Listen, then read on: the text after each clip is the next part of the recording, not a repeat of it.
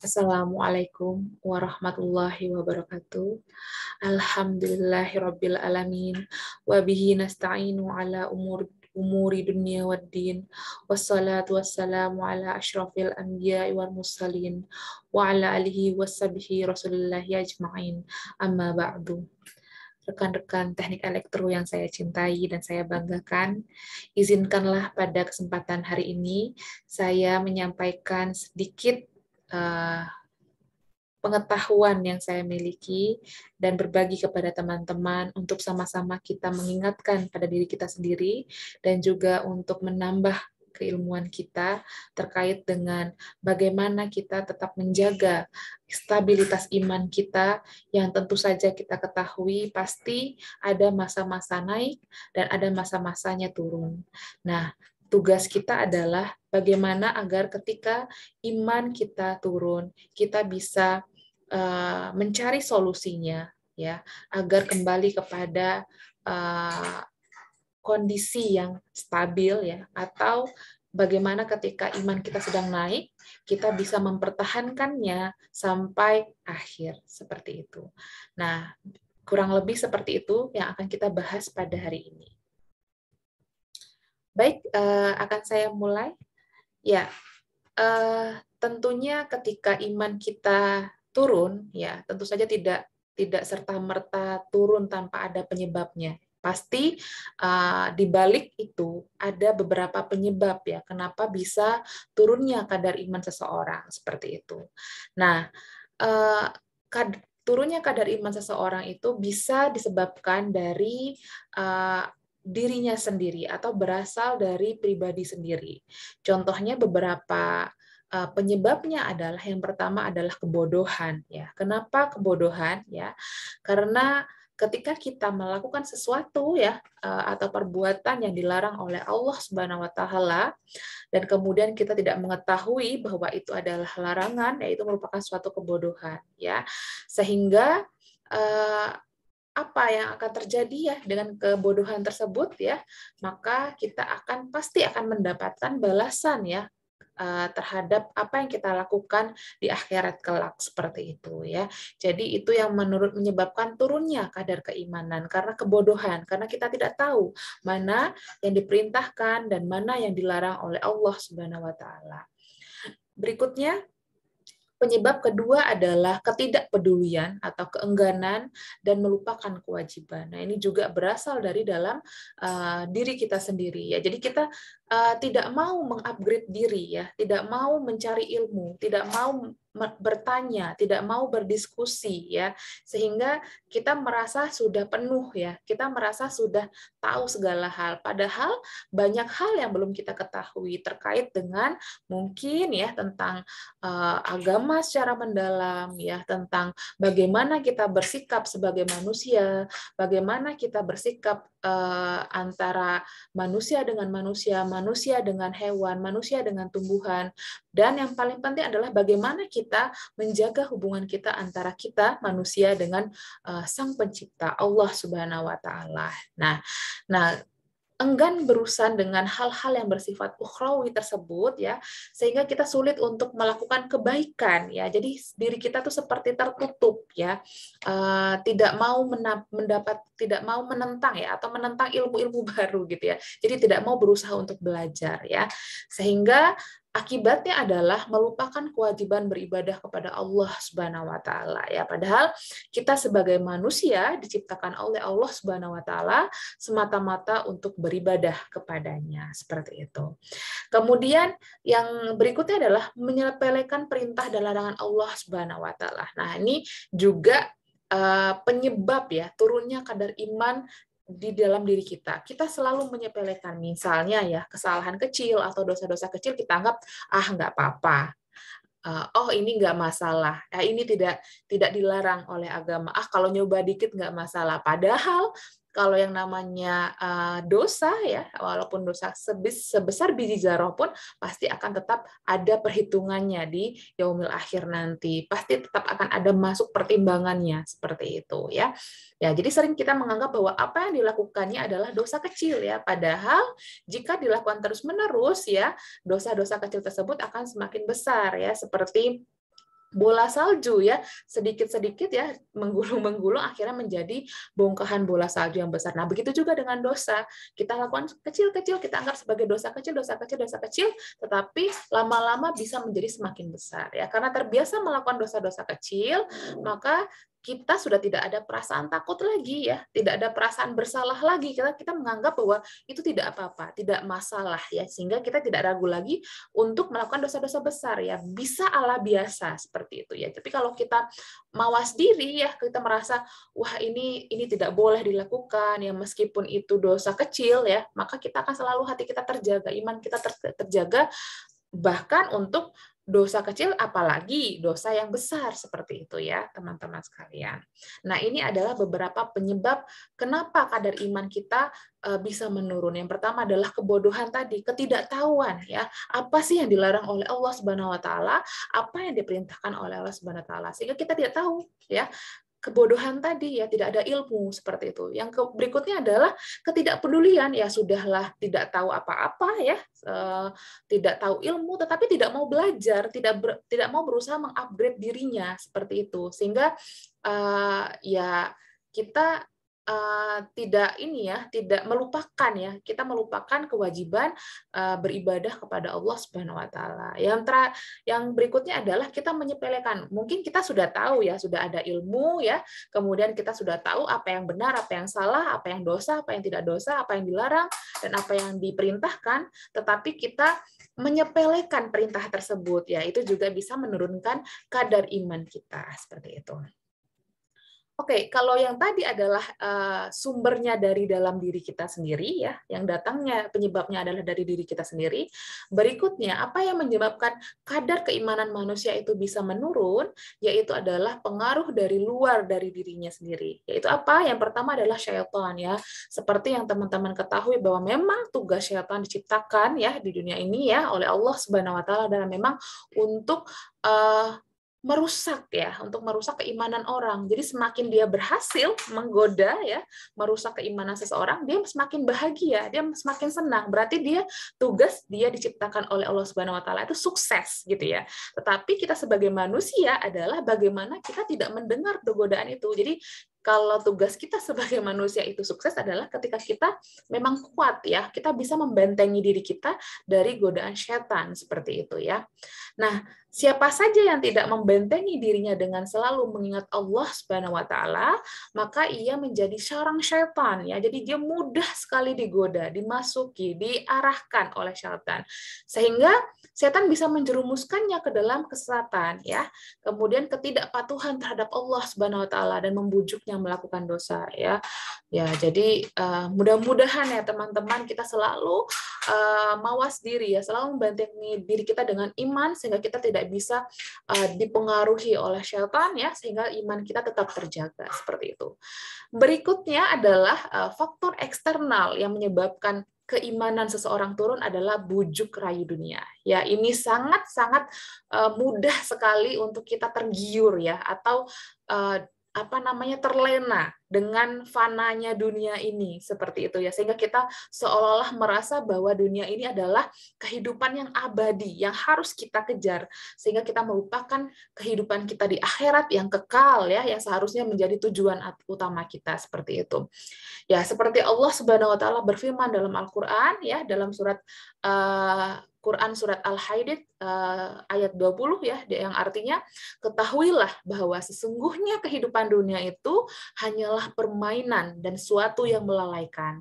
Perhiasan dan bermegah-megah antara kamu serta berbangga-bangga tentang banyaknya harta dan anak seperti hujan yang tanam-tanamannya mengagumkan para petani, kemudian tanaman itu menjadi kering dan kamu lihat warnanya kuning kemudian menjadi hancur. Dan di akhirat nanti ada azab yang keras dan ampunan dari Allah serta keridaannya. Dan kehidupan dunia ini tidak lain hanyalah kesenangan yang menipu. Ya, jadi bujuk rayu dunia ini seolah-olah nanti akan membuat kita terlena ya, bahwa misalnya karena kita orientasinya adalah misalnya kesenangan di dunia, sehingga kita mengejar kekayaan ya, mengejar harta duniawi, sehingga kita lupa bahwa ada kehidupan yang kekal nantinya, yaitu akhirat ya. Sedangkan untuk mencapai ke kehidupan yang kekal tersebut, kita harus menabung ya. Menabung apa? Menabung ya amal jariyah, ya amal ibadah, sehingga nanti kita bisa dihisab dan kita dimasukkan oleh Allah Subhanahu wa taala ke dalam surganya. Amin ya robbal alamin. Berikutnya, pengaruh eksternal ya adalah pergaulan yang buruk. Nah, ini lingkungan yang buruk juga akan mempengaruhi kadar keimanan seseorang ya. Ya, kalau dulu ada istilahnya ya, misalnya kalau kita berteman dengan orang penjual parfum ya, walaupun kita bukan yang menjual parfum, maka kita akan kebagian wanginya. Karena lingkungan kita baik, insya Allah kita juga akan kecipratan baiknya ya. Seenggak-enggaknya ada yang mengerem ya, ketika kita melakukan kesalahan ada yang ngerem gitu ya. Kemudian juga kebiasaan ya, misalnya sholat berjamaah, mengaji, karena lingkungan kita semua ngaji ya, tidak mau ya, meskipun dalam hati dalam diri kita lagi males nih mau ngaji, tetapi karena lingkungan kita semua ngaji, jadi kita juga punya rasa ingin ya untuk mengaji seperti itu ya. Misalnya lingkungan kita terbiasa dengan kebiasaan sholat tepat waktu ya, meskipun di lingkungan kerja, lingkungan pertemanan, sehingga kalau pas azan ya, lingkungan kita itu punya kebiasaan langsung sholat berjamaah. Nah, maka ya mau tidak mau ya kita bisa aktivitasnya ya, aktivitas yang kita lakukan juga bisa kita hentikan dan kita ikut sholat berjamaah. Jadi lingkungan yang baik juga akan menyebabkan keimanan kita tetap terjaga. Tapi sebaliknya teman-teman, jika pergaulan kita buruk atau lingkungan kita buruk, nah itu juga akan mempengaruhi kadar keimanan kita, seperti itu ya. Jadi seperti sabda Rasulullah SAW, seseorang itu terletak pada agama teman dekatnya ya, sehingga masing-masing kamu sebaiknya melihat kepada siapa dia mengambil teman dekatnya. Jadi teman-teman harus pandai memilih pertemanan ya. Teman-teman harus pandai memilih pergaulan ya. Jadi pilihlah, jangan Anda yang terpilih, tapi pilihlah pergaulan itu, karena kita bisa memilih siapa yang harus kita jadikan teman, siapa yang harus tidak kita jadikan teman, seperti itu ya. Ya, kita bisa melihat ya bagaimana akhlaknya, bagaimana etikanya ya, bagaimana dia dalam beribadah dan seterusnya. Nah, insya Allah kalau pertemanan kita baik, lingkungan kita baik, lingkungan kita soleha, insya Allah kita juga akan termasuk kepada orang yang soleh dan soleha juga. Amin ya robbal alamin. Seperti itu. Baik, selanjutnya ya, jika bagaimana kalau kita terlanjur iman kita turun ya, mungkin karena ada penyebab internal dari diri kita tadi ya, kebodohan, ketidaktahuan ya, kemudian sikap menyepelekan, ataupun ada faktor eksternal ya, misalnya tadi ya ada godaan syaitan yang kita tidak kuat, tidak bisa membentengi diri ya, kemudian juga kita terlena dengan bujuk rayu dunia ya, sehingga kita sibuk mencari uang, sibuk mencari kekayaan ya, sibuk mencari kesenangan, sehingga kita melupakan akhirat ya, seperti itu. Kemudian juga tadi ya, karena lingkungan pertemanan yang buruk ya, karena kita terjerumus ke dalam lingkungan yang tidak menjaga keimanan kita. Lalu bagaimana kita caranya menaikkan kadar keimanan kita ya? Karena kita ya bukan berarti ketika kadar keimanan kita turun ya karena hal tersebut kemudian kita pasrah ya. Oh ya, berarti sudahlah, tidak ada solusi. Tidak ya, karena bisa kadar keimanan yang turun itu bisa sekali untuk kita tingkatkan ya. Ada beberapa cara ya bagaimana kita bisa menaikkan kadar keimanan kita. Yang pertama adalah ya mempelajari ilmu agama Islam yang bersumber pada Al-Quran dan hadis ya. Jadi kita harus membekali diri kita dengan ilmu ya, dengan ilmu agama agar kita tadi ya terhindar dari kebodohan dan terhindar dari ketidaktahuan ya akan apa yang dianjurkan dan apa yang dilarang oleh Allah Subhanahu wa taala ya. Caranya seperti apa? Yang pertama, perbanyaklah ya membaca Al-Qur'an ya. Tidak hanya membaca ya teman-teman, tetapi juga kita merenungkan maknanya ya. Ya mungkin teman-teman bisa mencari tafsirnya ya, kemudian memaknai ya apa pesan ya, apa pesan yang tersirat maupun tersurat di dalam surah-surah atau ayat-ayat dalam Al-Qur'an tersebut. Kemudian mempelajari sifat-sifat Allah Subhanahu wa taala ya. Dengan mengetahui sifat-sifat Allah Subhanahu wa taala akan mendekatkan diri kita kepada Allah Subhanahu wa taala, akan meningkatkan rasa cinta kita kepada Allah Subhanahu wa taala, bahwa Dialah yang Maha Esa, Maha Kuasa ya, Maha segalanya seterusnya. Kemudian adalah kita mempelajari sejarah hidup ya, atau sirah Rasulullah Subhanahu wa taala, karena di sejarahnya ya, dalam kehidupan Rasulullah itu banyak sekali pelajaran yang bisa kita petik ya, dengan bagaimana Rasulullah bersama keluarganya, bagaimana Rasulullah mendidik anak-anaknya, bagaimana Rasulullah dengan sahabatnya, kemudian bagaimana Rasulullah berhubungan dengan sesama manusia ya, tidak hanya orang kaya, bagaimana Rasulullah memperlakukan orang miskin dan seterusnya. Nah, itu banyak sekali hal-hal yang bisa kita jadikan tauladan ya, kita jadikan contoh bagaimana Rasulullah berperilaku dalam kehidupannya sehari-hari.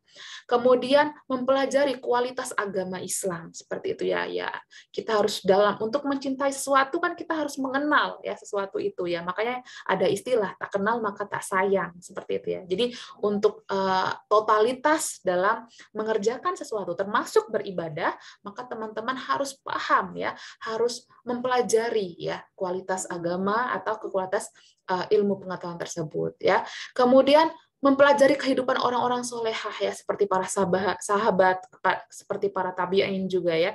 Jadi teman-teman juga harus mencontoh tadi ya, ada tokoh-tokoh Islam ya, ada para sahabat yang bisa kita jadikan idola ya, kita jadikan tauladan, untuk kita jadikan menduplikasi karakter-karakter yang ada pada diri mereka seperti itu. Kemudian berikutnya adalah merenungkan tanda-tanda kebesaran Allah Subhanahu wa taala yang ada di alam ya, atau ma'rifatullah gitu ya. Jadi dengan kita merenungkan, kita merasa bahwa diri kita ini kecil ya, bahwa diri kita ini tidak ada apa-apanya kecuali Allah Subhanahu wa taala yang maha besar ya, maha segalanya ya. Jadi kita tidak lain adalah kita tidak henti bersyukur ya, beribadah ya, mengerjakan seluruh apa yang diperintahkan, kemudian meninggalkan dan menjauhi apa yang dilarang ya, dengan merenungkan ya, mensyukuri ya nikmat yang Allah berikan seperti itu. Ya, kemudian amalan hati berikutnya ya. Jadi ini adalah cara ya agar kita bisa membersihkan ya sifat-sifat buruk yang ada di dalam hati kita ya. Mungkin kita ada iri, dengki ya, rasa tidak senang, rasa marah ya. Dengan amalan hati ini, insya Allah kita bisa menjaga kesucian hati kita ya. Jadi kita bisa menciptakan sifat-sifat sabar, tawakal, penuh takut dan harap akan Allah ya.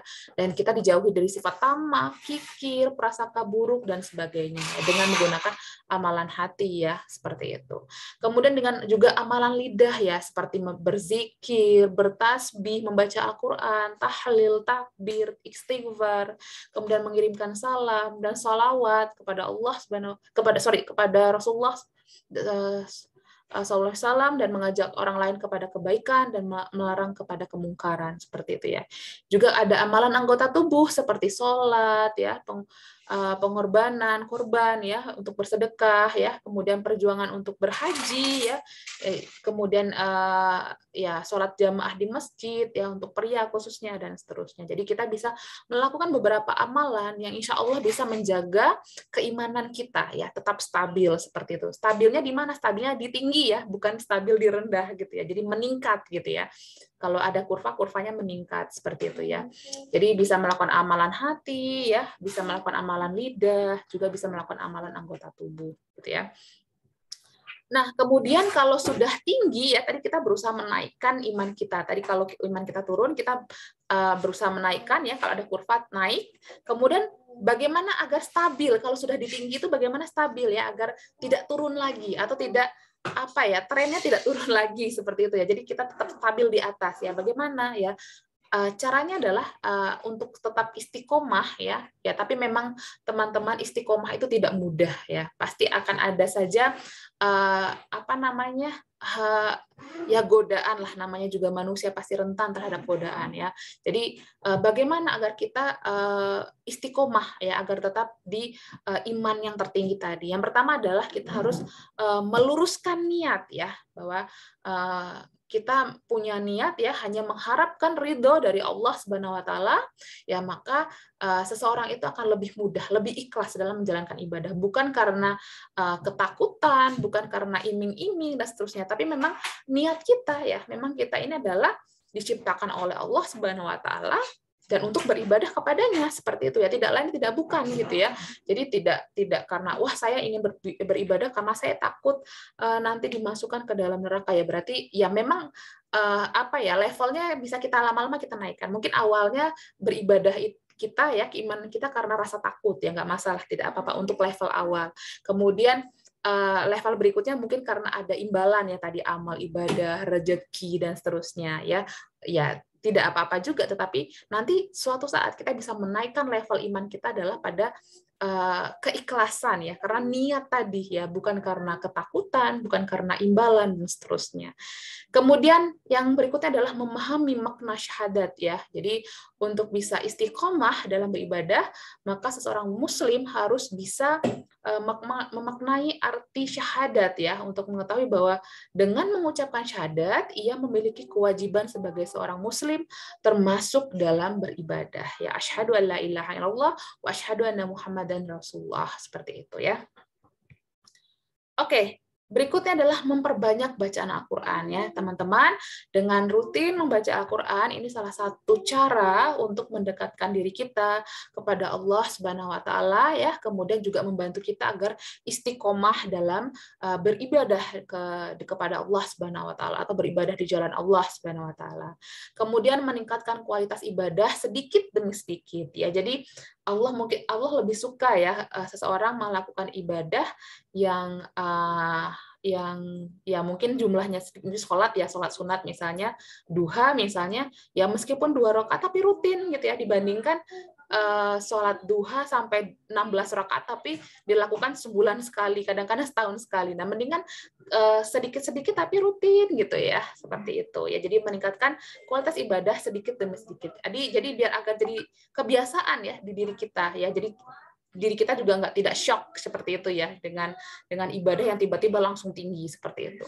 Kemudian bergaul dengan orang-orang soleh tadi ya, lingkungan tadi ya. Jadi pilihlah teman ya, kemudian bergaullah dengan orang soleh, insya Allah ada pengaruh baiknya kalau kita bergaul dengan orang-orang yang baik, seperti itu ya. Ya, kemudian ya terakhir ya, berdoa dan berzikir kepada Allah Subhanahu wa taala ya, karena Allah Maha pembolak-balik hati seseorang. Jadi atas kuasanya Allah bisa menetapkan apakah ia akan memberi seorang hidayah ataukah menutup hati seorang. Jadi teruslah berdoa ya, meskipun kita belum mampu ya. Misalnya kalau ada yang masih galau ya, saya mau istiqomah pakai jilbab ya atau tidak ya, pakai hijab atau tidak gitu ya.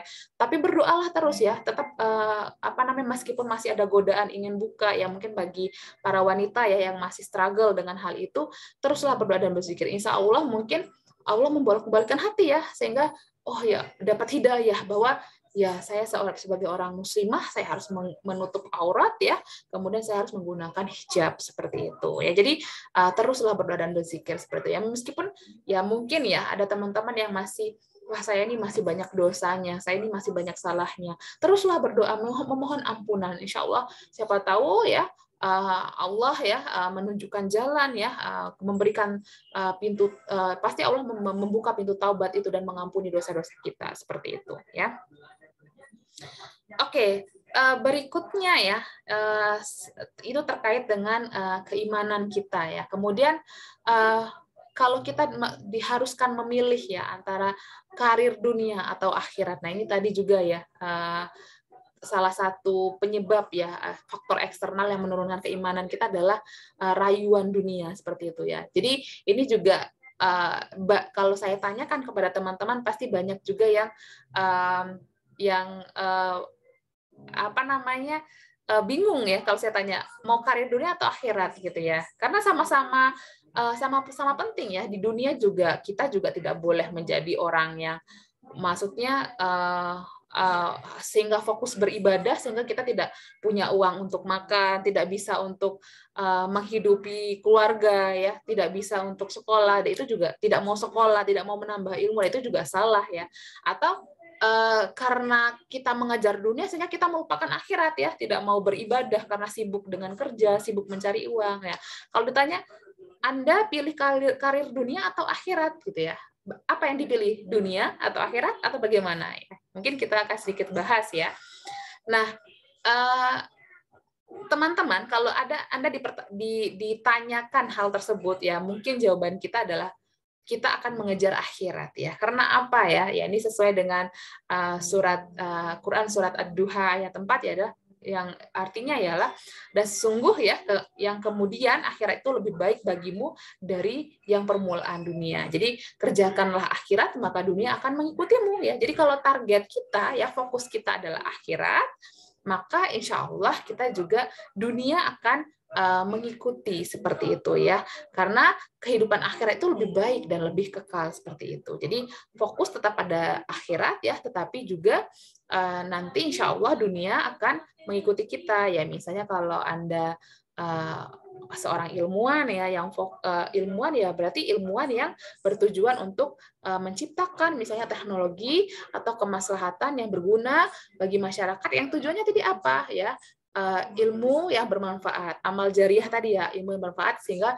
bisa dicatat sebagai amalan ya, sehingga kita nanti di akhir ya, di akhirat nanti bisa mempertanggungjawabkan bahwa kita menjadi orang yang bermanfaat bagi masyarakat sekitar kita seperti itu.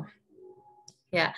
Kemudian bagaimana kalau tujuan kita dunia ya? Ya, jika tujuannya adalah dunia, maka sebaliknya teman-teman, maka itu akan menjauhkan kita dari urusan akhirat. Kalau tujuan kita adalah fokusnya kepada ya pekerjaan, uang, maka kita akan lalai ya, maka kita akan lupa dengan tugas-tugas kita sebagai hamba Allah yang harus beribadah, harus menjalankan kebaikan ya, menjauhkan keburukan seperti itu ya. Karena tujuan kita adalah misalnya ya, tujuan dunia itu apa sih ya? Paling ya materi ya, keuangan ya, misalnya seperti harta. Ya mungkin kita karena tujuan kita harta, kita menghalalkan segala cara ya, seperti korupsi, memfitnah, menyogok ya, nepotisme dan seterusnya yang seharusnya itu dilarang oleh agama kita, tetapi kita halalkan karena apa? Karena tujuan kita adalah dunia, maka akhirat kita akan menjauh seperti itu ya. Tetapi kalau tujuan kita tadi akhirat ya, saya ingin menjadi orang yang bermanfaat ya, tujuan kita akhirat tadi ya, maka dunia akan mengikuti ya. Mungkin kita akan dipermudah dalam melakukan riset, misalnya kalau Anda ingin menciptakan teknologi ya, kemudian orang-orang lain akan memandang Anda, membantu Anda, kemudian orang lain juga ya mungkin efeknya adalah ya karena teknologi yang Anda ciptakan bermanfaat ya, kemudian Anda juga akan mendapatkan penghasilan dan seterusnya seperti itu. Karena tujuan kita sudah baik di awal ya, tujuan kita adalah untuk bermanfaat untuk orang lain seperti itu ya. Jadi kalau Anda tujuannya akhirat, maka dunia akan mengikutimu, tetapi kalau tujuan Anda dunia, maka akan menjauhkan kita dari urusan akhirat seperti itu ya. Oke, ini sebagai tambahan ya teman-teman, bahwa ternyata banyak sekali tokoh Islam ya. Ini salah satu contoh orang-orang yang tujuannya adalah akhirat, tetapi dunia, karir dunia tetap mengikuti karena tujuannya adalah karir akhirat ya, seperti Ibnu Sina ya, karena tujuannya memang ini tokoh-tokoh muslim ya, tokoh-tokoh muslim yang ternyata dia juga bagus di dalam karirnya ya, bahkan menjadi sebagai orang ya yang menjadi tulang punggung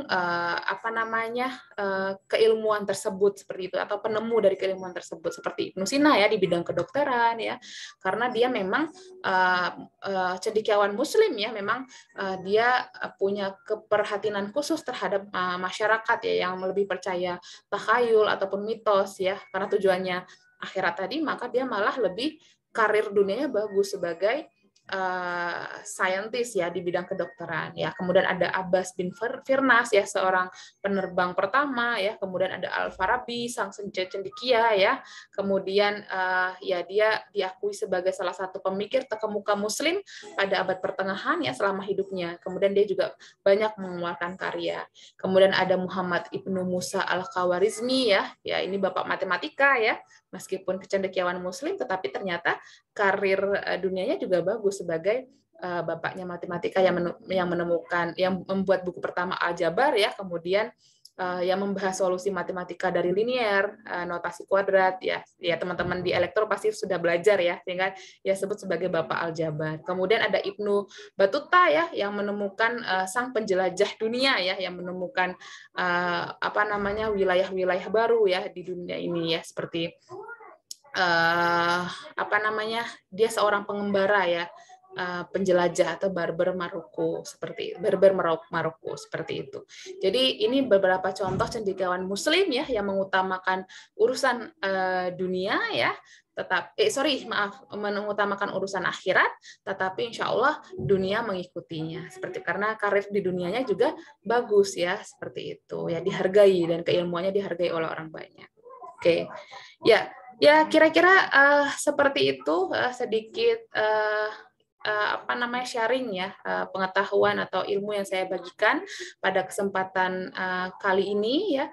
Mudah-mudahan kita bisa berjumpa lagi di kesempatan lainnya atau di video berikutnya dengan tema yang berbeda. Akhir kata saya tutup, saya mohon maaf apabila saya ada kesalahan ya.